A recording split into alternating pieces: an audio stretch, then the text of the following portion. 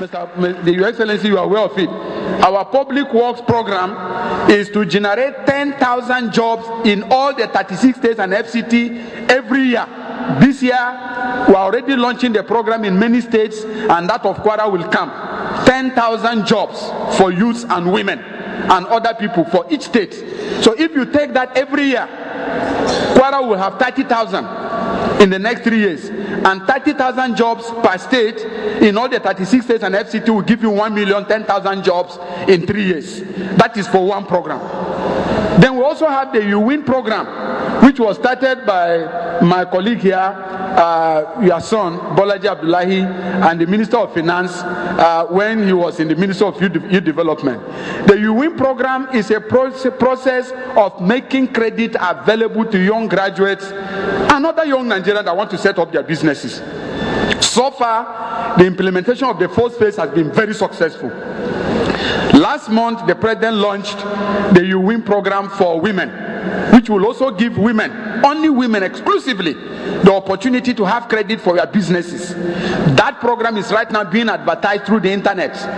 Please, if you have a sister, a son, whoever that is interested, let them follow the social media.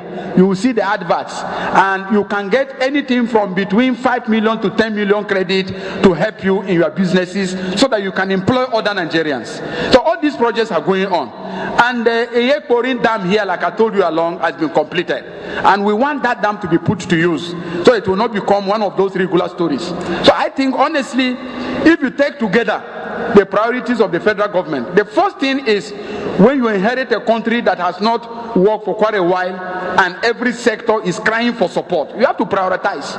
If you don't prioritize, you will spread your money so lean and there will be no result in any sector. And so the priority we are setting is power supply, which is basic, is railway transportation, which is basic, is river transportation. We have just commissioned the Minister of Transport and the President commissioned the inner river port in Onitsha recently. So you cannot carry goods by sea up to Onitsha. And by the time we finish one in Lokoja and Baro, which is close to Kwara here, you can carry things by sea directly from Wari on to Onitsha, Lokoja, up to Baro. Now the idea is to diversify means of transportation so that our roads can last. When we construct them, they should be able to last. And I think a lot of substantial progress has been made in these sectors. Now I will assure you that this project of TOA is to also let citizens know, it is our country. And I think what we require, because somebody mentioned the question of corruption and so on, a question was asked. Now, I can tell you that in this country, we have a major issue, with proper management of public resources. And that issue cuts across all sectors. And it cuts across even the private sector. When you look at what happened in the banks, they were not government agencies. It's something that this country must defeat. It's something we must defeat, because so long as resources are not properly utilized, we cannot realize the objectives of government investment. And this first is at the personal level. What I have witnessed in this country over the years, as you will bear witness, is that the values that we used to know have been crashed down. Today, if you're a government officer, you're a minister, you return to your village on a visit, everybody expects you are carrying loads of money to go and share. They will say, you see, so these are things that never used to be the case. You will not go to any country in this world where people are expecting that public officers will distribute money. They will distribute projects and development. But the values have crashed down. So you go to a school, you have an issue. You go to a church, a mosque, you have an issue. So we as a country must understand that unless we return to those values that drive every soul, it is not wealth that develops a country. It is not availability of natural resources alone. It is strong values of honesty, integrity, and commitment, which are respected by citizens and leaders, that develop a country. And so we will continue to fight on through the institutions that government has set up at the national level. But we need the cooperation of Nigerians. Because what we see over the years is that the moment charges are brought against anyone, the whole village will go and advertise, is it only our son? So you see, we must have that attitude of honesty that goes across. And I believe that this country, as democracy lasts, we will change. What the president has done in the electoral process, let me tell you, the revolutionary reforms we are bringing to election now is that unless your people elect you, you will not be elected. Nobody will announce you.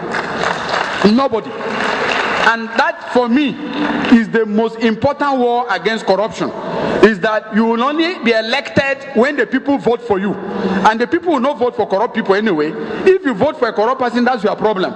If you vote for somebody that is not using proper resources, that is your problem. Now we are returning that choice to the people, and the president has reformed the electoral process.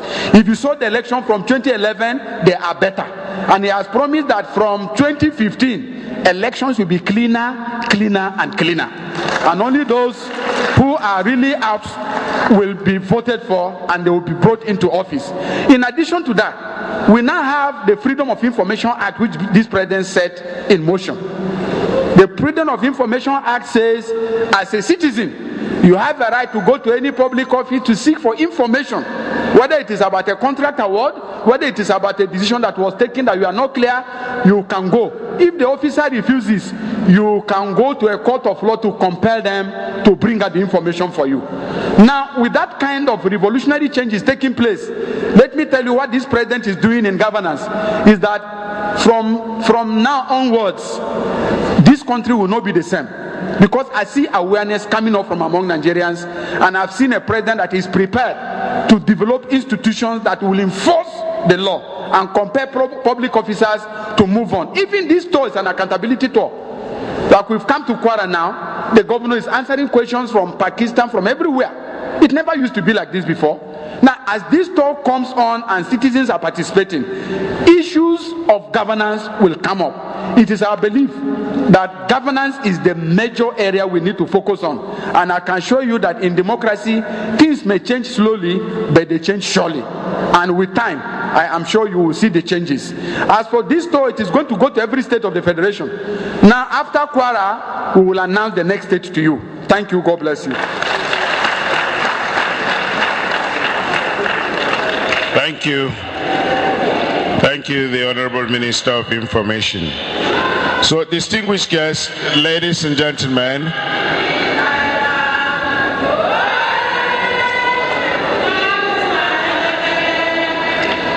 thank you. We are still in question and answer session, and because of time, would want to take questions, one from each role. So if you do have a question, you please come out from this row on my left hand side. Does anybody have a question here? Please come.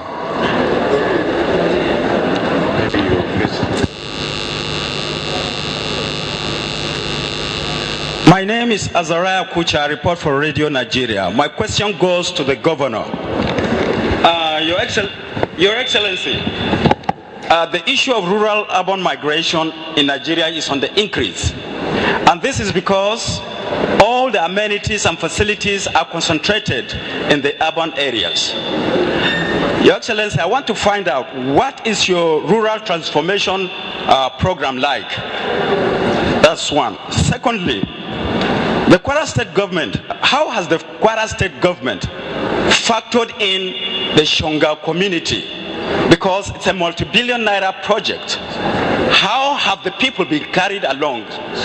And lastly, we have seen projects at the federal and state level. Is it to say, confirm the claim that governors have pocketed the local governments? Thank you very much, sir. Thank you.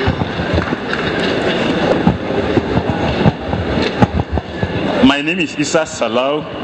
I belong to the stakeholders and from the Nigerian Institution of Ethics Surveyors and Valuers, Kwara Kogi branch. Our question is our concern about the land use decree, the law that governs land administration in Nigeria. It's not fair to the citizens of Nigeria, and it infringes on the fundamental human rights in the area of paying compensation adequately and promptly.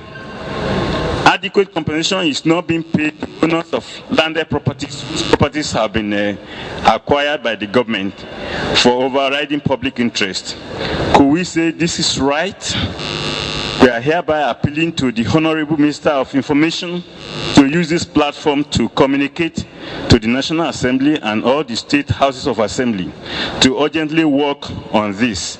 If possible, the Land Use Act should be expunged from the Constitution to make its amendment process easier. Thank you very much. Thank you. Mr. Salami, yours is on appeal. Yes, is there anybody in the middle? Okay, there is a lady. Good afternoon, sir. My name is Ramat Yusuf. I'm here to thank the governor of Kwara State for what he has been doing on the youth generally. Actually, I'm just a premature in politics, but I'm just bringing an idea. I'm not enforcing it to the government.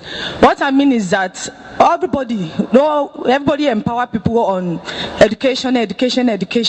Quite fine. There are sometimes we really want, especially we youth, we want you to empower youth in the rural area, the local area. A lot of people have already lost hope.